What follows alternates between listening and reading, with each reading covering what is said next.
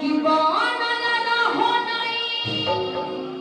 हर मैया अब बनल रहो ससुर किया है ऐसन बरवा सिंह मैया बनल रहो ससुरवा आहे ऐसन बरवा सिंह मैया बनल रहो सेनुरवा बनल रहो नहीं हर मैया बनल रहो ससुरवा बनल रहो नहीं हर मैया बनल रहो ससुरवा आहे ऐसन बरवा सिंह मैया बनल रहो सेनुरवा आहे ऐसन बरवा सिंह मैया बनल रहो सेनुरवा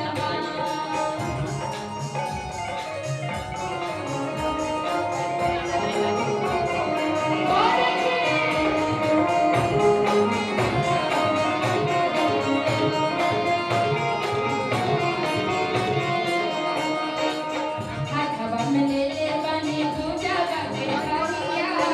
अभियो से आई जाई निकली बबरिया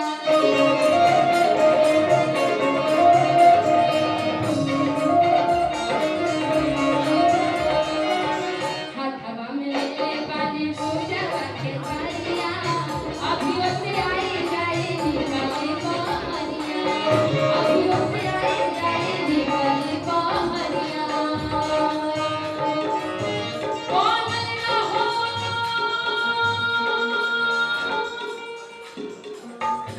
नहीं हर मैया बनल रहो ससुरवा बनल रहो नहीं हर मैया बनल रहो ससुरवा आहे ऐसन बरवा सिंह मैया बनल रहो सेनुरवा आहे ऐसन बरवा सिंह मैया बनल रहो सेनुरवा आहे ऐसन बरवा सिंह मैया बनल रहो सेनुरवा आहे ऐसन बरवा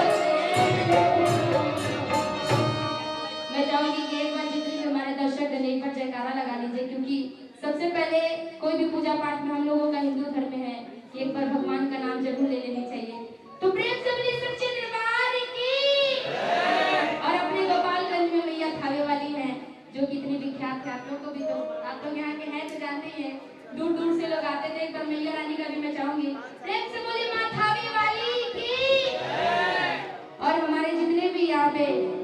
नौजवान लड़के लोग हैं आप लोगों के लिए कि कुछ ऐसा कर कमाल आपको भी बड़ी अच्छी लग रही है।